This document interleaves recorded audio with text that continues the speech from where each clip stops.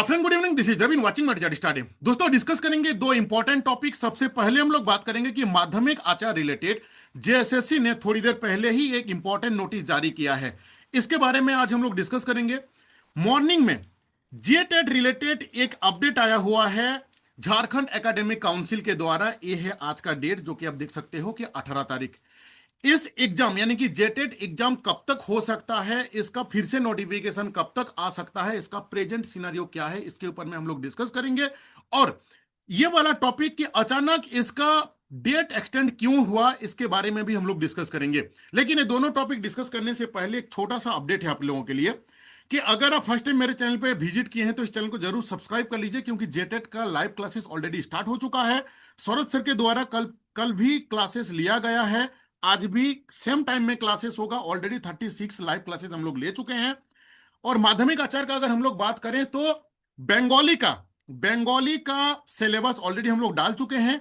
Political का syllabus already डाल चुके हैं। कल से पॉलिटिकल साइंस का भी क्लासेस आप लोगों को मिलेगा, बंगाली का भी मिलेगा। और एक गुड अपडेट है कि मैंने इसके ऊपर में भी प्लानिंग किया था कि सोशोलॉजी के ऊपर में मेरे पास बहुत ज्यादा रिक्वेस्ट था कि सोशोलॉजी का कंटेंट नहीं मिल पा रहा है। तो और भी जो भी बच्चे सोशोलॉजी से तैयारी कर रहे हैं, मुझे आज से ही मैसेज कर लीजिएगा, क्योंकि कल से इसका हम लोग कंटेंट बनाना स्टार्ट कर देंगे।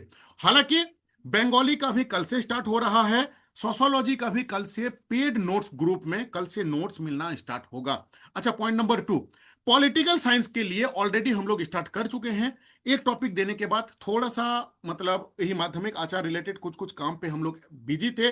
दूसरा चीज क्या है कि ऑल ओवर इंडिया बेसिस में, चाहे सोशोलॉजी हो चाहे पॉलिटिकल हो, इन दोनों सब्जेक्ट के ऊपर में पीजीटी लेवल में जो भी एग्जाम हुआ है उन क्वेश्चंस के ऊपर में हम लोग डीप ड्राइव कर रहे थे, सो दैट कि हम लोगों को इसका एरिया और बाउंड्री पता चले।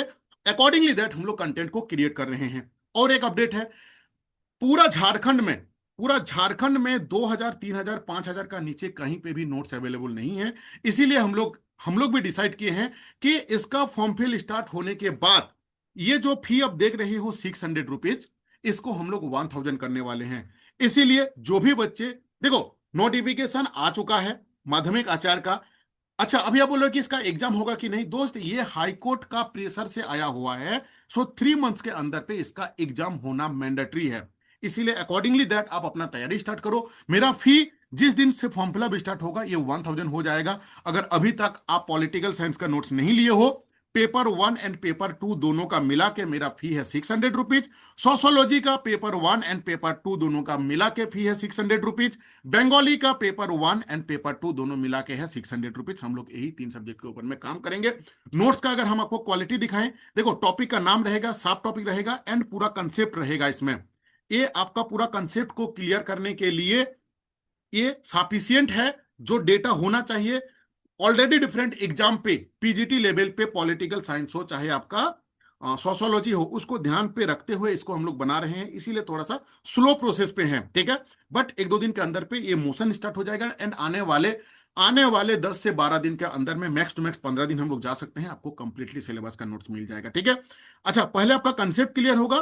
कंसेप्ट क्लियर होने के बाद आपको मैं 50 इंपॉर्टेंट एमसीक्यू भी दूंगा, ठीक है। देखो, जैसे ये क्वेश्चंस रहेगा, ये इसका 4 ऑप्शंस रहेंगे, इसका आंसर रहेगा, इस आंसर का जो आंसर का एक्सप्लेनेशन भी रहेगा। पूरा झारखंड में आप कोई भी किताब ढूंढ के देख लो, इस टाइप का एक्सप्लेनेशन आपको कहीं नहीं मिलेगा, ठीक है। सो इसको अगर नहीं लिए हो तो आप मुझे तुरंत इस नंबर पे व्हाट्सअप कर लो, चाहे आप सोशोलॉजी से हो, चाहे बंगाली से हो, चाहे आप पॉलिटिकल से हो। 8145355243, 6205600622। मार्केट में 3000 5000 7000 10,000 के नीचे कहीं नोट्स नहीं है, इसलिए ये 600 की जगह पे हम लोग इसको 1000 करने वाले हैं। कब से ना, इसी ये वाला मंथ तक चलेगा। क्यों चलेगा, थोड़ी देर पहले आपको अभी थोड़ी देर बाद ही मैं आपको बताऊंगा, क्योंकि इसका फॉर्म फिलअप का जो डेट है वो एक्सटेंड हुआ है, ठीक है।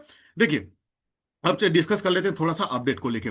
ये आज का ही डेट है, ठीक है। यहां पे आप देख सकते हो कि आज का ही ये डेट है आपका 18 तारीख। इसमें क्या लिख रहा है कि माध्यमिक आचार के लिए, ठीक है, माध्यमिक आचार के लिए इसका जो डेट है, जस्ट ए मिनट है, इसका जो डेट है, ये पहले जब नोटिफिकेशन आया था डे 1 पे, हम लोग अगर यहां पे देखें 10 तारीख को इसका नोटिफिकेशन आया हुआ था। इसमें साफ साफ मेंशन था कि 18 तारीख से लेके फॉर्म फिल चलेगा, कब ना, कमिंग मंथ का 17 तारीख तक, ठीक है।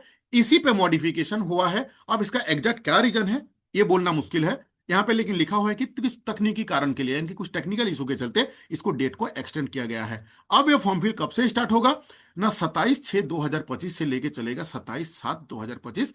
ये आपके लिए पॉजिटिव चीज है। क्यों? क्योंकि आपको थोड़ा सा टाइम मिला, 1 वीक का आपको टाइम मिला अपना तैयारी को मजबूत करने के लिए। ध्यान रखिएगा इस एग्जाम पे ऑल ओवर इंडिया आने वाला है। झारखंड में 60-40 का रेशियो है, ठीक है। अच्छा, इसका परीक्षा फी का जो मतलब फॉर्म फिल करने का जो डेट है वो है आपका, देख लो, 29/7 तारीख तक। फोटो और हस्ताक्षर करने का जो डेट है 31 तारीख तक का। और ये लास्ट जो भी एक्टिविटी फिनिशिंग का है आपका 2/8 के बाद ये, और आप उसमें कुछ भी मॉडिफिकेशन नहीं कर पाओगे, ठीक है। ये हुआ। अच्छा, दूसरा चीज जेटेट के बारे में अगर हम लोग बात कर लें, ठीक है, ये नोटिस आज आया हुआ है, जैक के द्वारा जारी हुआ है। इस नोटिस के बारे में अगर हम बात करें ना, तो रवि प्रधान A to Z स्टडी में मैं अपने चैनल पे इसको आज नहीं दोस्त 1 महीना पहले, ये देखो 1 मंथ एगो, अब ऑलरेडी आपके जैसा 11,000 बच्चे ऑलरेडी देख चुके हैं, ठीक है।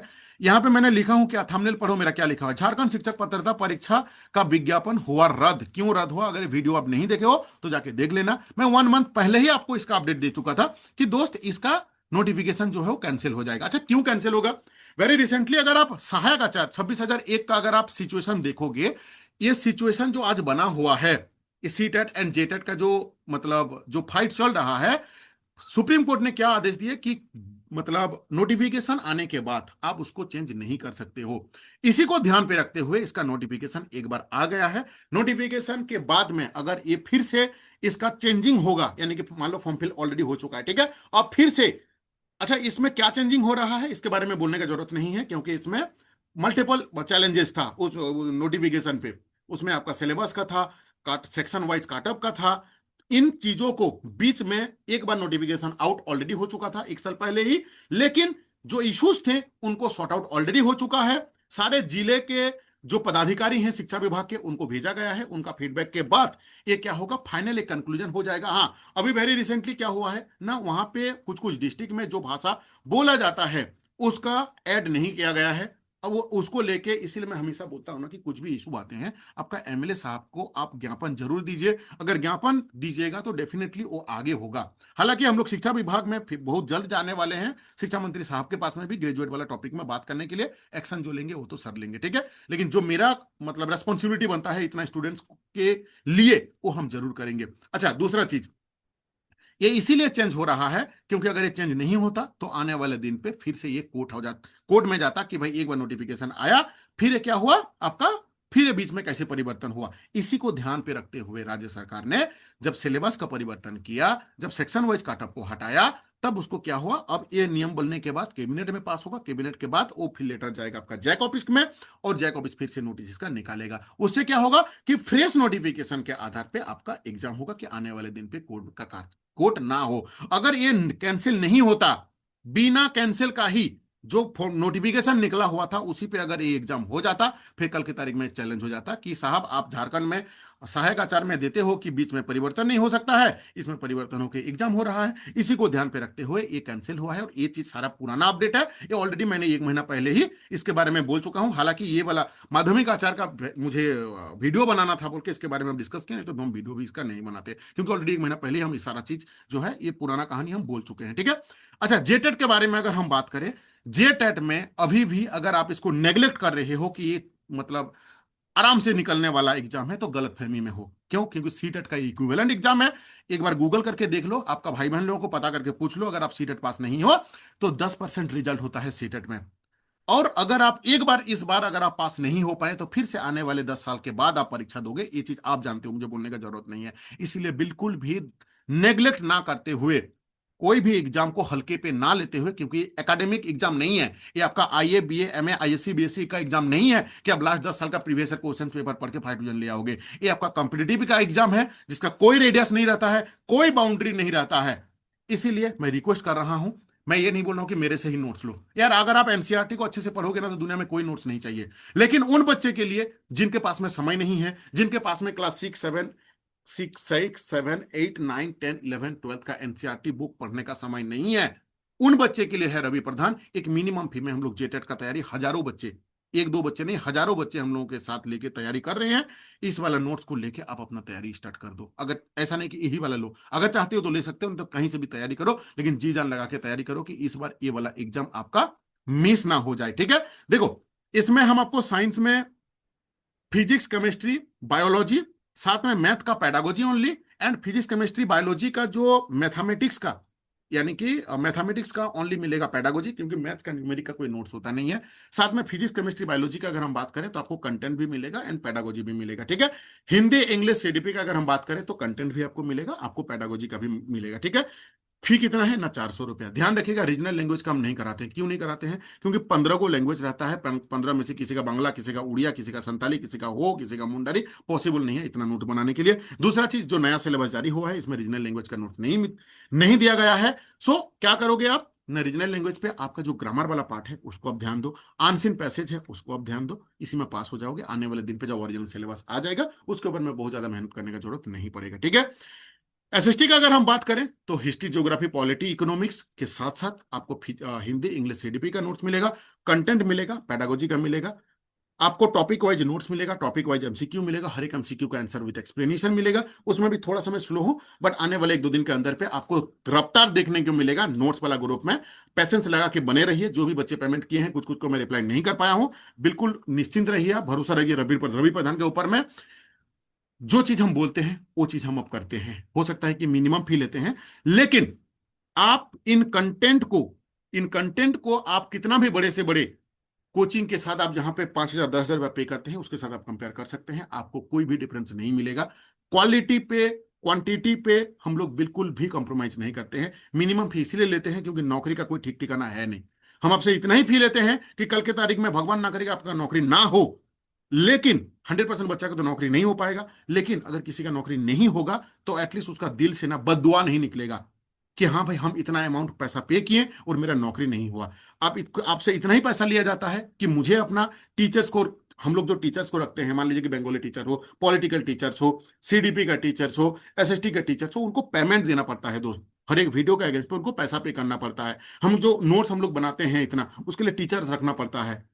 तो उन टीचर्स का पेमेंट भी हो जाए, मेरा भी बाल बच्चा रोड पे ना आए, आप भी सही तरीके से तैयारी करते रहो, तो इकोसिस्टम यहाँ पे बना हुआ रहता है। ठीक है, इसका पीछे और कोई भी मकसद नहीं है। नहीं तो हम भी चाहते ना 2,000, 4,000, 5,000 रुपया रख सकते थे। अच्छा, दूसरा चीज ये सिर्फ ध्यान रखिएगा, ये नोट्स का हम आपका अकाउंटेबिलिटी लेंगे। यूट्यूब में मेरा जो भी वीडियो आएंगे वो सब बच्चे के लिए फ्री ऑफ कॉस्ट रहता है। ठीक है, और इसमें क्या क्या मिलेंगे, टॉपिक वाइज नोट्स मिलेगा, टॉपिक वाइज एमसीक्यू मिलेगा, हर एक एमसीक्यू का आंसर जो है विथ एक्सप्लेनेशन मिलेगा। 8145355243 ये मेरा व्हाट्सअप नंबर है।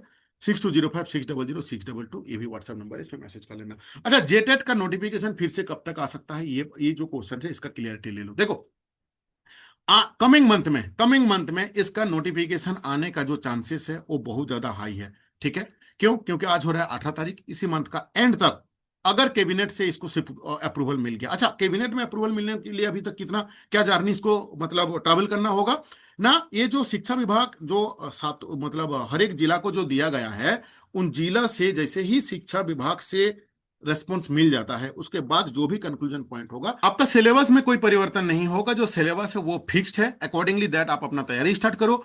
जो भी सजेशन आएगा, जो भी फीडबैक आएगा, जैसे मान लीजिए कि इस बार कुछ एमएलए साहब ने जाके सीएम साहब को समझाया कि नहीं, इन लैंग्वेज का यूज होता है पर्टिकुलर उस डिस्ट्रिक्ट में, तो उसका परिवर्तन होगा। अभी मान लीजिए कि कोई कोई जिला जिला से जो शिक्षा पदाधिकारी हैं, अगर वो अपना लॉजिक कुछ ऐड करेंगे यहाँ पे, सिलेबस पे नहीं, ध्यान रखना सिलेबस के अकॉर्डिंग अपना तैयारी करो। बाकी जो लॉ रेगुलेशन है उसके ऊपर में कोई भी अगर इंप्लीमेंटेशन होता है तो वो चेंजिंग होगा। वो चेंजिंग होने के बाद क्या होगा, ये कैबिनेट में जाके अप्रूवल लगेगा, कैबिनेट में अप्रूवल लगने के बाद वो जैक में जाएगा। जैक में आज के तारीख में कोई काम धाम नहीं है, 10th 12th का रिजल्ट कंप्लीट हो चुका है। जेएसएससी अलग बॉडी है, जैक एक अलग बॉडी है। जैक के पास में आने के बाद उसके ऊपर में 100% फोकस हो जाएगा जेटेट एग्जाम को कंप्लीट करने के लिए। उस समय ज्यादा टाइम आपको नहीं मिलेगा। इसलिए मैं बार बार समझा रहा हूं कि दोस्त, जब पढ़ना है, जब 10 साल में एक बार आता है, वैसे एग्जाम को रिस्क नहीं लेना चाहिए। अगर आप झारखंड में शिक्षक बनना चाहते हैं तो अगर आपको लगता है कि नहीं, 1 महीना में 15 दिन में आप पढ़ के कंप्लीट करने वाले टैलेंटेड बच्चे के अंदर पे हो आप, तो दिल से सैल्यूट आपको, दिल से धन्यवाद आपको। अभी तैयारी बिल्कुल ना करें, एग्जाम से पहले या तो एडमिट कराने के बाद आप अपना तैयारी कीजिएगा। लेकिन ऐसा भाई बंधु जिनको लगता है कि नहीं, 10% में, जब सीटेड बच्चे 10% में पास होते हैं तो एग्जाम को सीरियस अगर लेना चाहते हैं तो तैयारी में लग जाओ। ऐसा नहीं कि मेरे से नोट लेना है, कहीं से भी लो, लेकिन आप तैयारी जरूर करो, क्योंकि फिर से 10 साल के बाद दोस्त आएगा। ठीक है, 26-24 हजार वैकेंसी कब आएगा इसका कोई क्लियरिटी नहीं है, लेकिन अगर ये आपके पास में नहीं रहेगा तो वो कभी भी आए वो आपके लिए यूजलेस है। ठीक है, thank you to watching this.